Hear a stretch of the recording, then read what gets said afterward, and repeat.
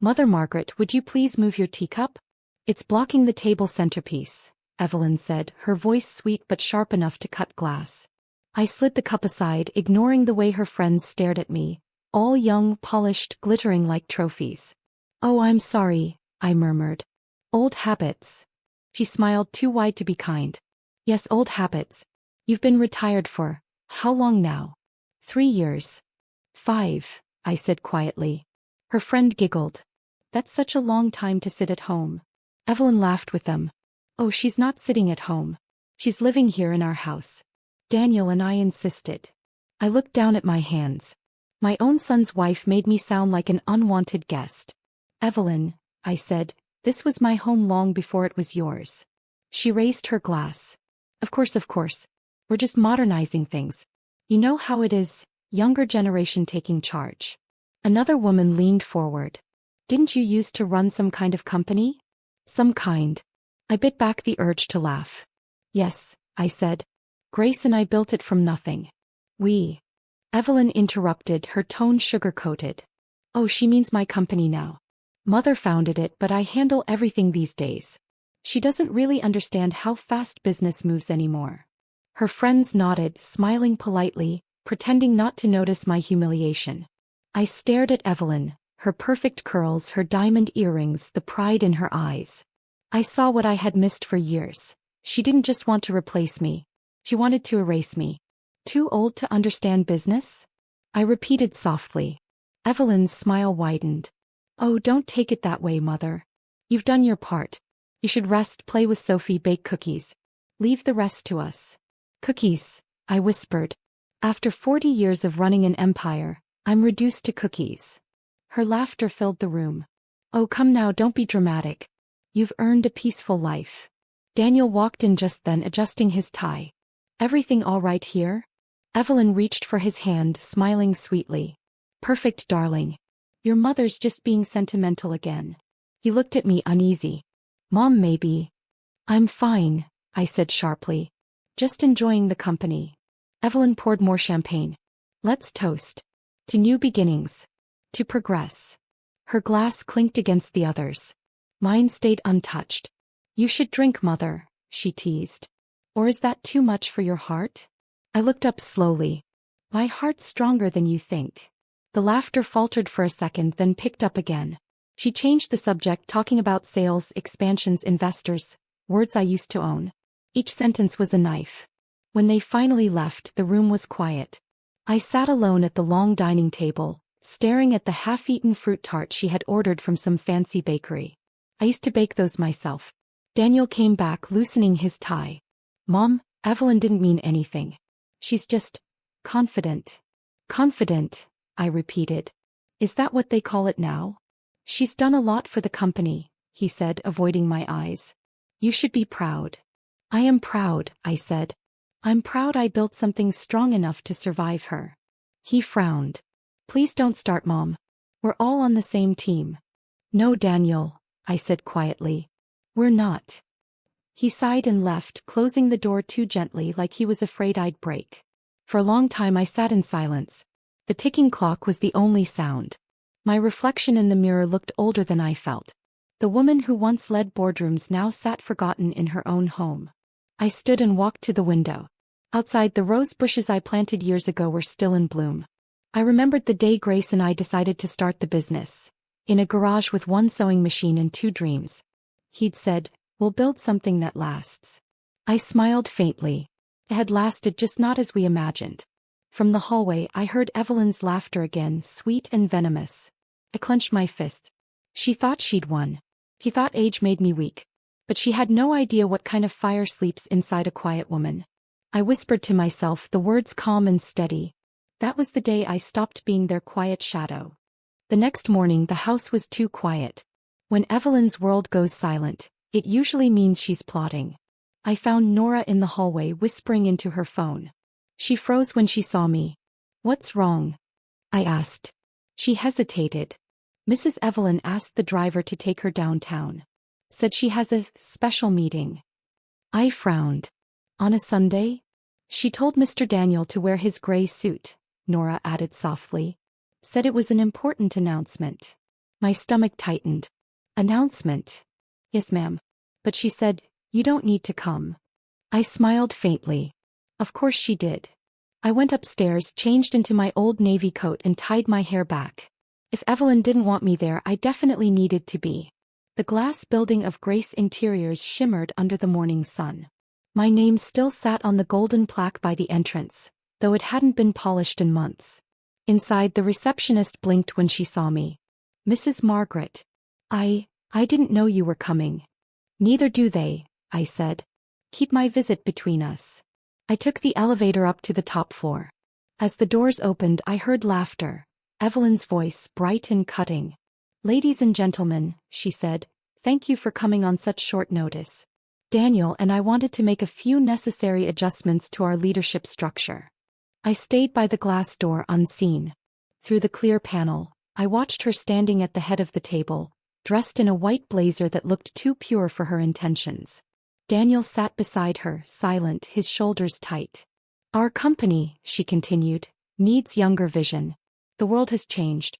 Our beloved founder, Margaret, has been retired for years now. She deserves rest, not responsibility. Someone murmured agreement. Evelyn smiled wider. She still holds a few minor shares, she added, tapping her papers, but will be consolidating them under a trust for efficiency.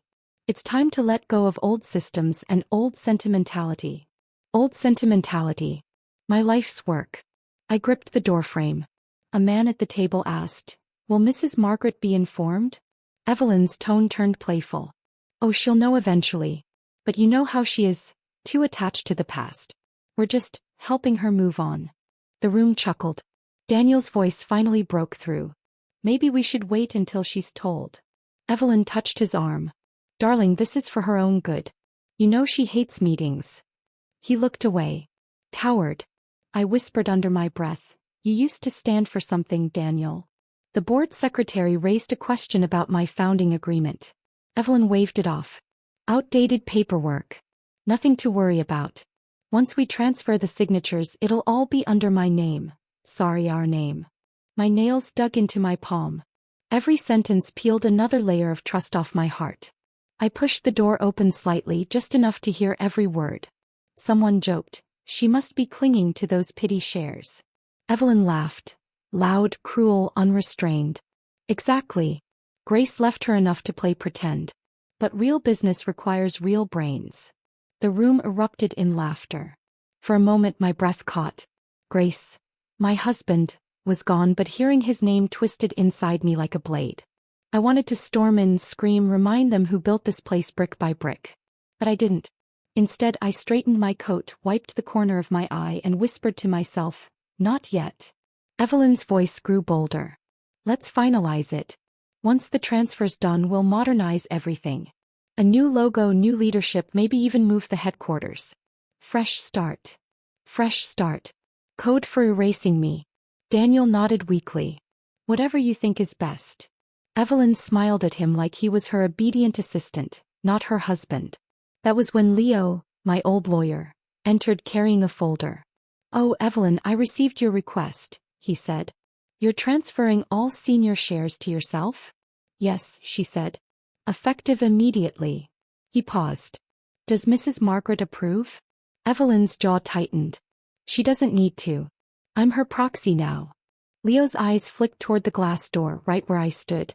For a brief second he saw me. His brow twitched, but he said nothing. I smiled slightly. So he still had a conscience. Evelyn gestured at the papers. Let's proceed. I turned and walked away before she could finish. My footsteps echoed down the marble hall, but inside my mind was louder.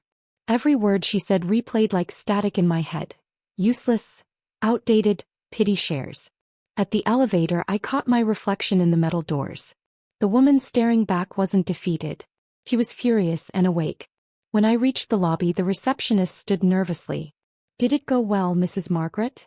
I smiled. Oh, better than they think. Outside the wind was cold, sharp against my cheeks. I breathed it in. Betrayal had a strange flavor, bitter but familiar. As the driver opened the car door, I looked back at the towering glass building, the company I had birthed, nurtured, and handed over in good faith. They've forgotten, I whispered. forgotten who taught them how to fight. For the next few weeks I stopped showing up. No meetings, no calls, no arguments. Silence became my new weapon. Evelyn noticed first. "Mother Margaret, are you feeling unwell?" she asked one morning, standing at my door with that syrupy tone she saves for strangers and enemies. "I'm fine," I said, folding a shawl across my lap. "Just tired." "Tired?" she echoed, pretending concern. "You've been through a lot. Maybe it's best you let the younger ones handle things." "I already have," I replied. Her smile widened. "Good. It's time to rest. You've done enough." "Done enough." I almost laughed. She turned to leave but paused at the door. "Oh, and Daniel's hosting a small gathering tomorrow night. Investors' friends. You don't need to worry about it, of course." "I won't," I said. When she left, Nora walked in with tea. "Are you really not going, ma'am?" "No," I said. "Let them celebrate." She hesitated. "They're saying you've given up." I smiled faintly. "Let them say it. Sometimes silence makes louder noise than shouting." That night the mansion glowed with laughter and music. I stayed upstairs, lights off, watching shadows move across the garden. The sound of clinking glasses drifted through the air. Evelyn's laughter stood out, high, bright, proud. I could picture her standing in the same living room where Grace and I once celebrated our first big deal. She'd replaced my framed photo with a painting of herself and Daniel. "Do you hear that, Grace?" I whispered. "Our daughter-in-law is throwing parties in your house." For a moment I imagined his chuckle, soft and tired. Then I opened the wooden chest beside my bed, the one nobody touches. Inside were our old ledgers, contracts, and his letters, folded neatly in envelopes yellowed with time. I took out one and unfolded it carefully. His handwriting was bold, steady. "If anyone tries to steal what's yours, make sure they never enjoy it." My throat tightened. I could almost hear him saying it, standing behind me with that half-smile. Downstairs, someone shouted, "To Evelyn, the woman of the hour." Applause followed. I closed the window. The next morning, Daniel knocked on my door. "Mom, you didn't come last night." "I know," I said. "You could have said something." "What would I have said, Daniel?" "Congratulations on handing away your father's legacy?" He flinched. "Evelyn's doing what's best for the company. You taught me to adapt." "I taught you to lead, not to obey." He sighed, running a hand through his hair. "You're angry. I get it. But maybe it's time to move on." "Move on," I repeated softly. "From what I built with my hands. From what your father died building." He looked away. "You're being dramatic." "Maybe," I said, standing. "Or maybe you've forgotten what real work looks like." He opened his mouth, then closed it again. "Evelyn thinks." "I know what Evelyn thinks," I cut in. "She thinks I'm a relic. But let me remind you, Daniel, relics are what empires are built on." He didn't reply. He just sighed and left. That night I returned to the letters. One by one I read them under the dim yellow light, tracing his words with my fingers. Grace had written about every struggle. The nights we skipped dinner to pay workers, the days we sold furniture from our own home to fund production. Each page was a reminder that I wasn't fragile. I was forged. I pulled out an old binder filled with contracts. Legal language danced before my eyes. Words Evelyn probably never bothered to read. He thought I'd forgotten everything. He was wrong. I stayed up till dawn, relearning every detail, every loophole. The sun rose slow and golden, spilling through the window like quiet approval. When Nora entered, she gasped. "You haven't slept." "I will," I said, smiling faintly. "Soon." She looked at the papers scattered across my bed. "What are you doing?" "Remembering who I am." That evening I sat by the window again. The garden was still, empty after the chaos of last night. The echo of laughter had vanished, leaving only silence and me. I folded the last letter back into its envelope and whispered, "Thank you, Grace." Then I stood, stretching my aching back, feeling something stir inside me, something old, fierce, and alive. "They wanted me gone," I said softly, "and I will give them what they asked for, just not how they expected." The morning I decided to stop mourning was the same morning Leo called. His voice hadn't changed, steady, polite, but with that faint warmth I remembered from years ago. "Mrs. Margaret, it's been a long time." "Too long," I said, closing the old ledger on my lap. I didn't think you still worked with the firm. I don't, he replied. I left after Mr. Grace's passing. But I still keep an eye on things that matter. There was a pause long enough for memories to breathe. What things, Leo? He cleared his throat. Your husband made certain arrangements before he passed. I believe you were never informed. Arrangements. That word always carried weight in my world. Can you come to the old office? He asked. I'd rather not discuss this on the phone. The drive felt longer than I remembered. Every turn reminded me of what used to be ours. The building we built brick by brick, now renamed after Evelyn's holding company. Leo was waiting in the parking lot, older but still sharply dressed, the same calm eyes behind his glasses. You look well, he said.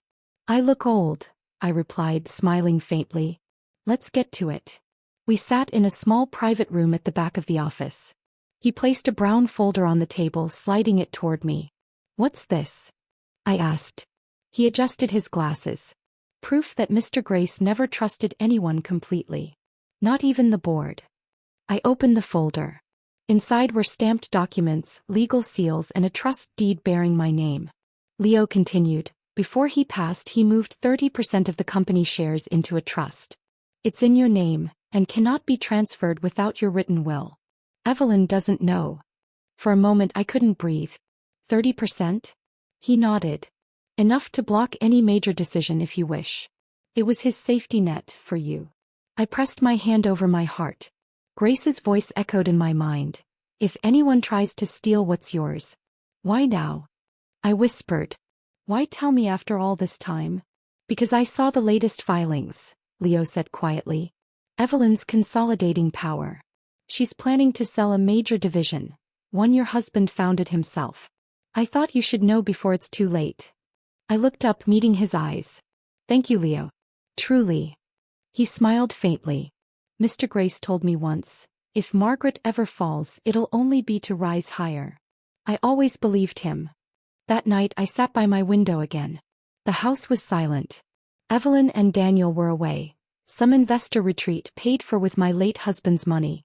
I opened the trust papers again, tracing the embossed seal with trembling fingers. 30%. Hidden all these years. Grace had trusted me even when I didn't trust myself. I whispered into the still air. You planned this for me, didn't you? You knew I'd need a way back.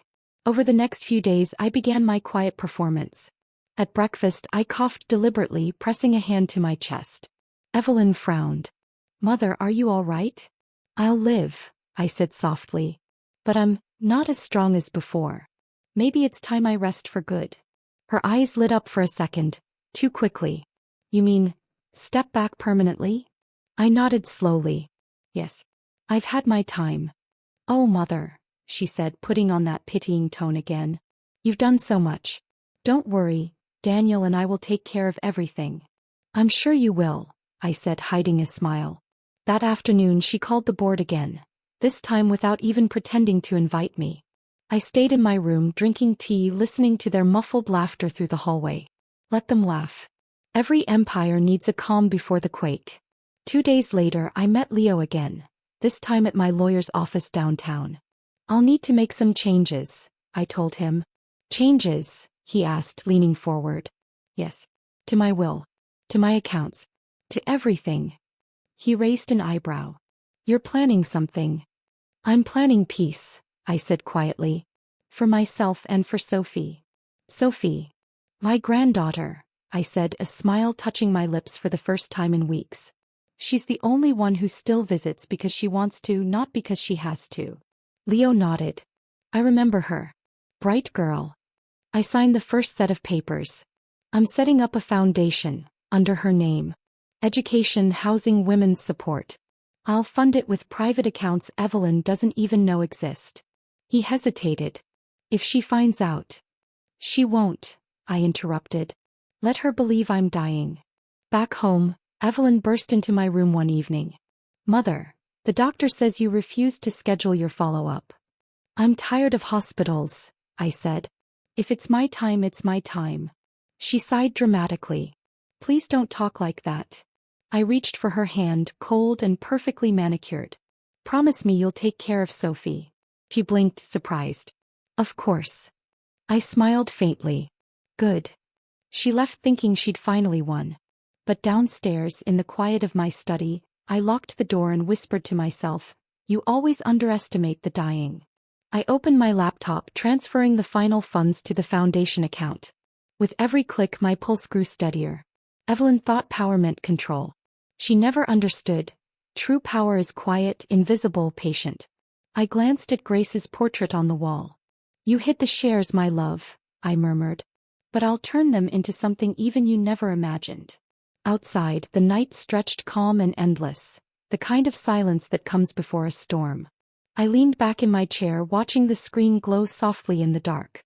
"They called me useless," I whispered. Then I smiled, slow, certain, unshakable. They had no idea I was building something eternal. The night was too quiet. Even the walls seemed to be holding their breath. I was reading in my room when I heard her voice through the half-closed door, soft, low, and secretive. "No, Oliver," she whispered. "He doesn't suspect anything. Daniel's too busy managing the accounts. I'll make the transfer next week." I froze. "Oliver," she laughed, a sound too sweet to be innocent. "Don't worry. Once the papers are signed, we'll disappear for a while. Maybe Paris. Maybe somewhere no one will find us." My fingers tightened around the book. Paris. That's where Daniel took her for their honeymoon. I rose quietly, moving closer to the door. Oliver's voice came faintly through the phone. I couldn't hear the words, but her giggle cut through the air like a knife. "You always say that," she murmured. "And I always believe you." I stepped back, heart pounding. So that was the truth. My daughter-in-law, the self-proclaimed queen of our empire, was sleeping with another man while stealing from my son. I didn't feel shock. I felt clarity. Cold, sharp, perfect clarity. The next morning, she waltzed into breakfast humming a tune. "Good morning, Mother," she said brightly. "You look better today." "I slept well," I replied. "Dreams were peaceful." "That's nice," she smiled, pouring herself coffee. "Daniel mentioned you might join us for lunch at the office tomorrow?" "Perhaps," I said softly. "I have a few things to review first." Her smile wavered for a split second. "Review?" I met her eyes. "Old habits die hard." She laughed nervously. "You and your files." "Yes," I said. "Me and my files." She didn't notice the way my hand trembled slightly as I lifted the teacup. I wasn't weak. I was steadying the weapon that would one day destroy her. By evening, I called Nora, my old assistant, the only person I still trusted. "Nora," I said quietly, "I need your help again." There was a pause. Then her voice, steady as ever. "What do you need, ma'am?" "Discretion," I said. "And a camera." "Understood."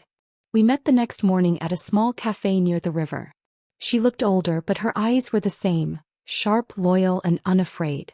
"I thought you'd retired," she said, handing me a small black bag.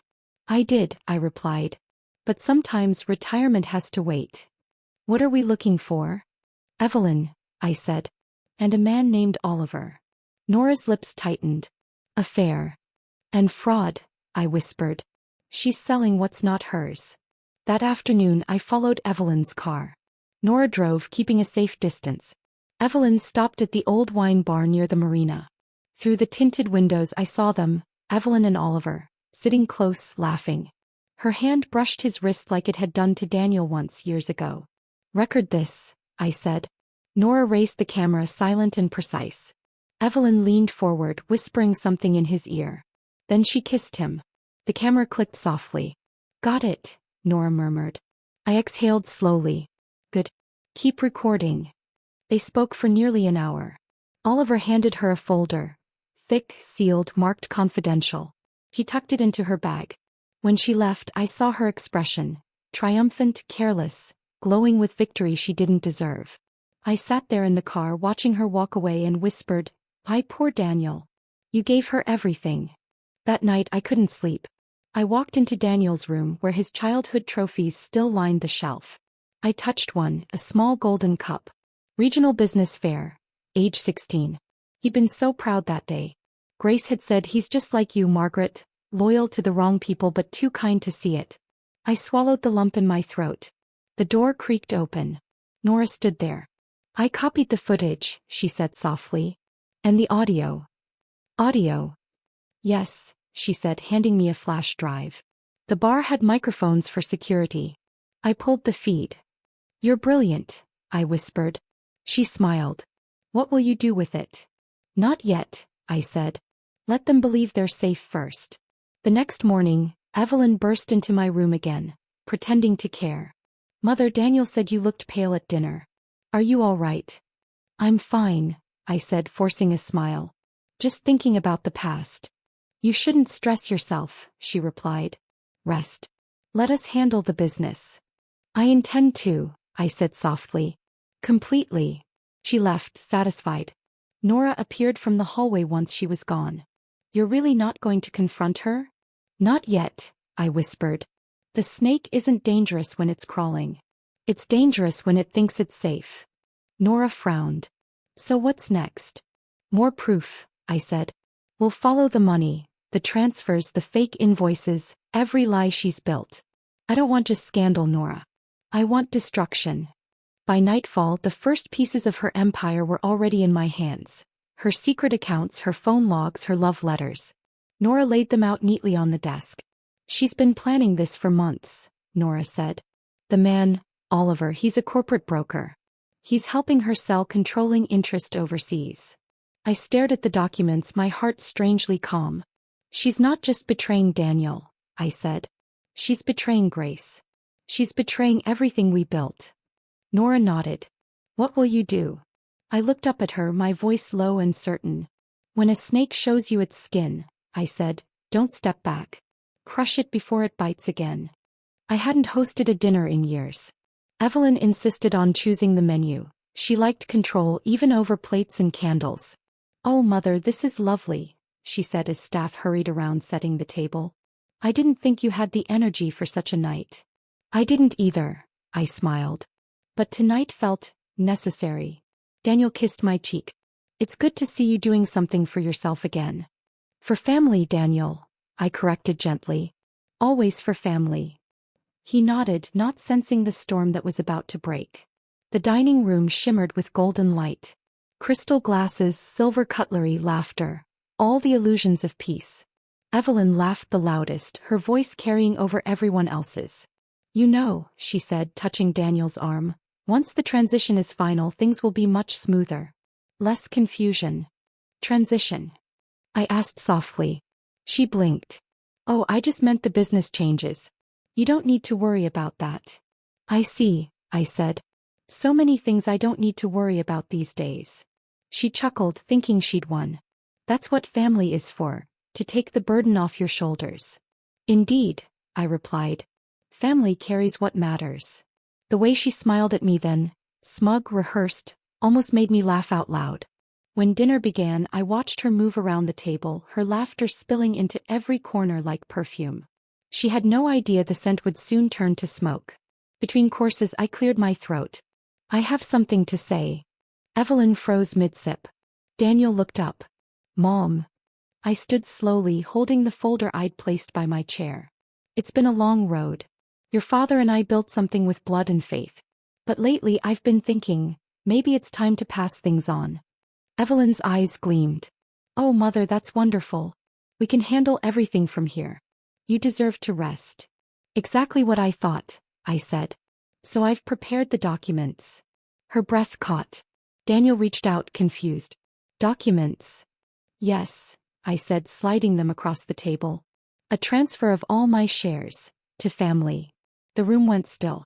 Forks clinked softly against plates. Evelyn's eyes darted between Daniel and me. I don't know what to say, Daniel murmured. Say nothing, I said. Just sign. Evelyn leaned closer to him. Do it, love. It's what she wants. He hesitated only for a second before signing his name. Evelyn smiled. A victory smile, sharp and radiant. See, she said brightly. We'll take good care of everything.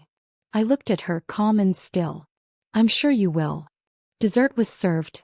Molten chocolate cake, her favorite. She laughed again, radiant, unstoppable.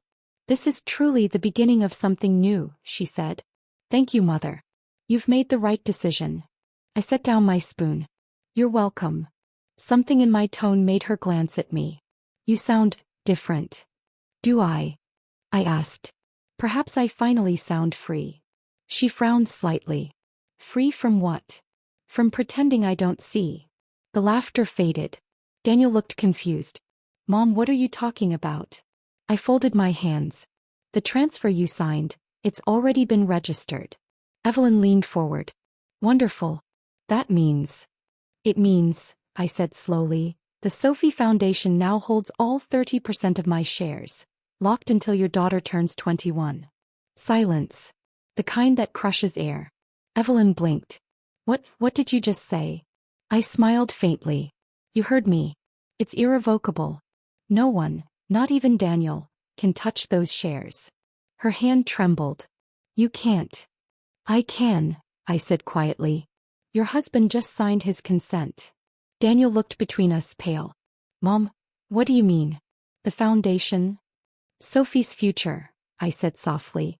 Our family's real legacy. Evelyn's voice rose, sharp and cracking. You tricked us. I met her gaze. You tricked yourself. You saw greed and called it destiny. She stood abruptly, knocking over her glass. You think this will stop me? I own this house. I own everything. I stayed seated. You own the walls, I said. Not the foundation. Her face turned red. Daniel tried to calm her. Evelyn, please. Don't touch me, she snapped, eyes wild. She's manipulating you. Manipulation. I whispered. No, dear. Planning. She slammed her hands on the table. You can't just. I already did. For a long moment she just stared, her perfect posture collapsing, her breath shaking. The empire she thought she'd stolen was slipping through her fingers, invisible but certain. Finally she whispered, You'll regret this. I looked her in the eyes, calm and unflinching. You called me useless, I said softly. But useless women don't build empires. She stormed out, her heels echoing through the hall. Daniel sat frozen, eyes wide with disbelief. Mom, he said finally, you planned this all along? I nodded. Since the day she called me useless. He covered his face with his hands. What have I done? What we all do, I said gently. Trusted the wrong person. But it's not too late to learn. He looked up, eyes glistening. And you? I smiled faintly. I already have. Evelyn stopped pretending 2 days after the dinner. Her laughter vanished from the halls, replaced by whispers behind locked doors. She spent hours on the phone, pacing the study, snapping at everyone. I'd hear fragments through the walls. Liquidate, transfer, offshore, Oliver. I said nothing. Silence had become my greatest luxury. On the third morning, Daniel appeared at my door, his face pale and drawn. Mom, he said softly, what's happening? Evelyn's acting strange. Strange. I repeated, sipping my tea. How so? She's calling lawyers, moving accounts. She says the company's in danger. Maybe it is, I said. He frowned. You know something, don't you? I looked up at him. I know what your wife's been doing since the day she called me useless. Mom. Not now, Daniel. Soon you'll understand everything. But when you do, I said, leaning forward, promise me you'll stay silent for one day. Just one. He hesitated. Why? Because the truth deserves silence before it speaks. That afternoon, Evelyn called a private emergency meeting with the board. Of course, I wasn't invited. But Leo was, and Leo worked for me now. I sat by the window as the sun sank, the air heavy with the smell of rain. Nora brought in the phone speaker on. Ready? She asked. Play it, I said. Leo's voice came through, calm, polite, controlled. Mrs. Evelyn Rivers has been found moving corporate funds through a personal account. The board has received documented proof. Then Evelyn's voice, sharp and trembling, that's a lie. You can't prove. Oh, but I can, Leo interrupted. The emails, the transfer logs, the photographs, all verified. Pause.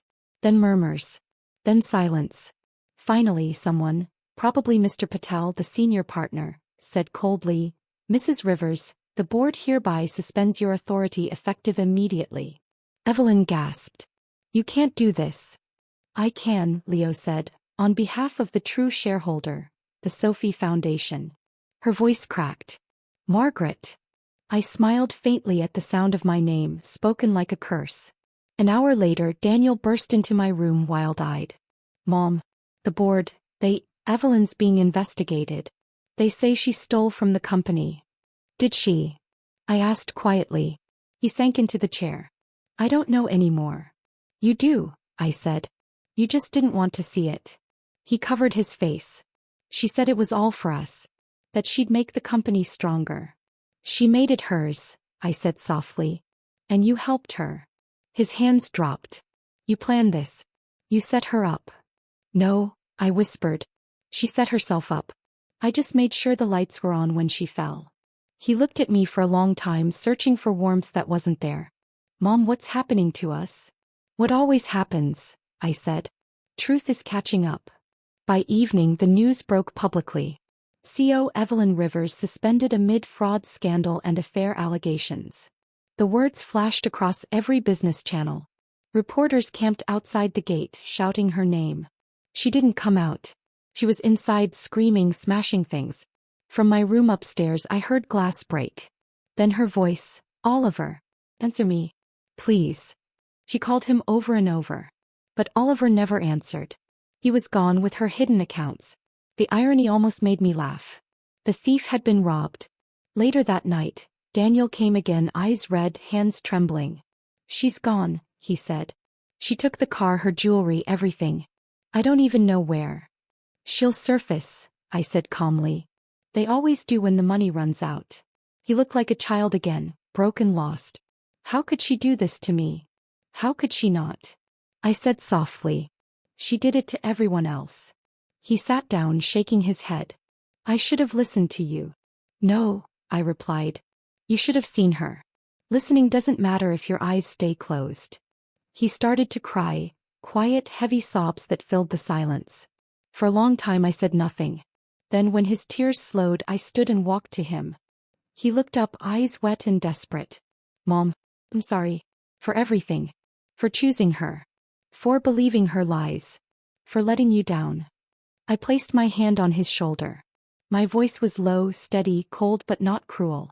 Now you know, I whispered, how it feels to lose what you took for granted. He closed his eyes. Do you hate me? I thought for a long moment before answering. No, I said. Hate is loud. I prefer silence. The next morning, the front page showed Evelyn being escorted out of the board office, sunglasses hiding her tears. Her once perfect hair was tangled. Her smile was gone. Leo stopped by later. It's done, he said. The foundation's secure. The board reinstated your family's legacy under your trust.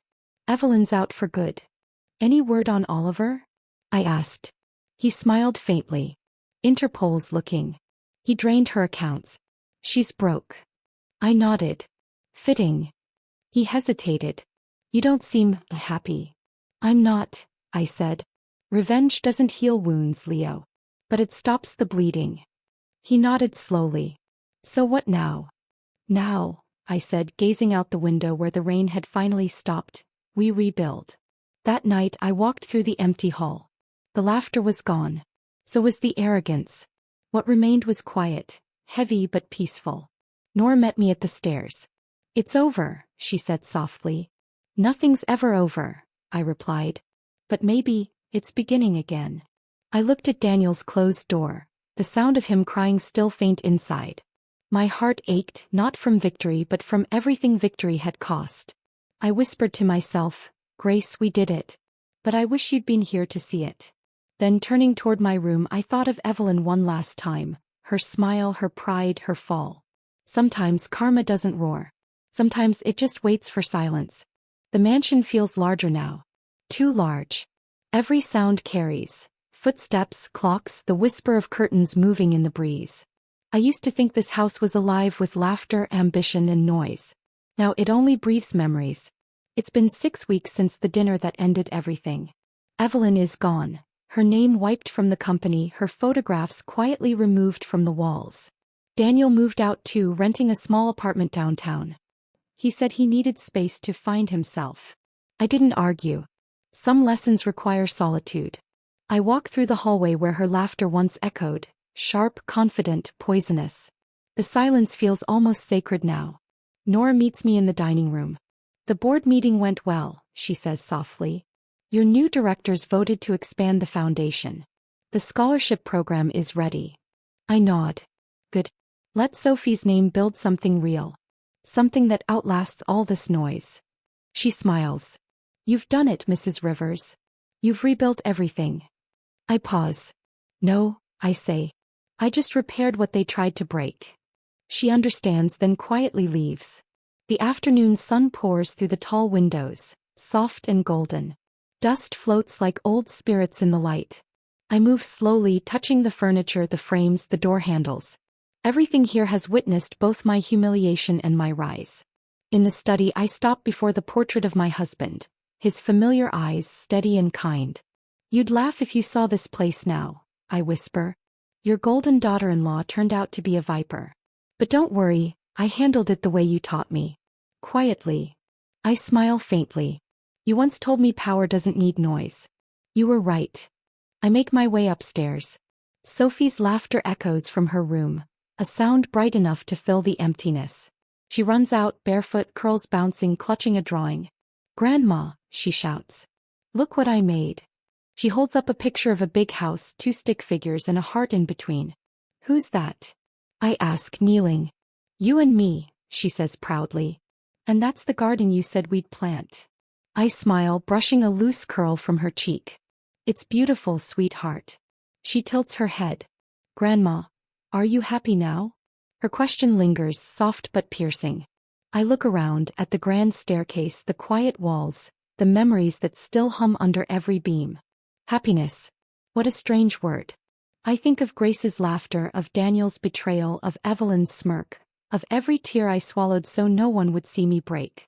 Happiness doesn't return easily, not after wars like this. But peace finds its way through the cracks. I take a breath, look into her innocent eyes and say gently, yes, sweetheart. I'm finally where I belong, not above them, just beyond them. She grins and hugs my legs tight. Her small arms feel like forgiveness itself. After she runs off to play, I stand by the window. The same window where I once watched Evelyn gloat, where I once cried silently as they tore everything from me. Now the garden below glows with afternoon light. The roses have bloomed again. I whisper to the glass, you see, Grace? I didn't destroy them. I just stepped aside and let their greed do the work. For a long time I simply stand there. No tears, no anger. Just calm. The house may be full of echoes, but they no longer hurt. They remind me that I lived through it all, and came out clean on the other side. As evening falls, I walk through the empty hallways, turning off lights one by one. Each click feels like closing a chapter. In the quiet, I hear faint laughter. Not Evelyn's, not Daniel's, but mine. Soft, steady, unafraid. I smile to myself. Sometimes, I whisper, the quietest revenge is living well while they crumble under the weight of their own greed. It was raining that morning. Soft, steady, almost comforting. I had gone into the old study to clear out the last of the drawers. The air smelled faintly of cedar and dust. That's when I found it. A yellowed envelope wedged beneath a stack of old ledgers. My name written in his handwriting. Grace Rivers. For a long moment I just stared. My fingers trembled slightly as I opened it. Inside, a single page. His words, faded but firm. If the day ever comes when they forget your worth, remind them gently, and let karma do the rest. I read it twice. Then a third time. His voice seemed to fill the room, calm, warm, unshakable. I whispered, you always knew, didn't you? The rain tapped against the windows like soft applause. I sat down in his old chair, holding the letter against my chest. Memories flooded back. Our first office in that tiny garage, the nights we stayed up balancing numbers, dreaming of a future where our family would never have to fight for survival again. We built everything with our bare hands, our hearts and our trust. Somewhere along the line that trust was twisted. But his words reminded me, we built more than a company. We built a legacy that greed could never steal. Nora knocked softly. Mrs. Rivers, the car's ready. The board's waiting for you downtown. I smiled faintly. Tell them I'll be there soon. She nodded and left. I turned back to the letter and whispered, you kept me strong even when you weren't here. For the first time in months I didn't feel alone. I felt anchored. As I folded the letter and placed it in my purse, I caught my reflection in the window. Older, yes, but not defeated. The lines on my face weren't signs of weakness. They were proof that I survived storms without losing my soul. Downstairs, Sophie's laughter echoed again. Her voice was light, pure, untouched by the shadows we endured. I walked toward the door, the letter still warm in my palm. They tried to erase me, to bury me beneath titles, money, and pride. But I wrote myself back, stronger, wiser, untouchable. And as I stepped outside into the rain, I finally understood what he meant. Karma doesn't rush. It arrives quietly, the moment you stop chasing revenge and start walking your own path again. I smiled at the sky. Thank you, my love, I whispered. I reminded them. Gently,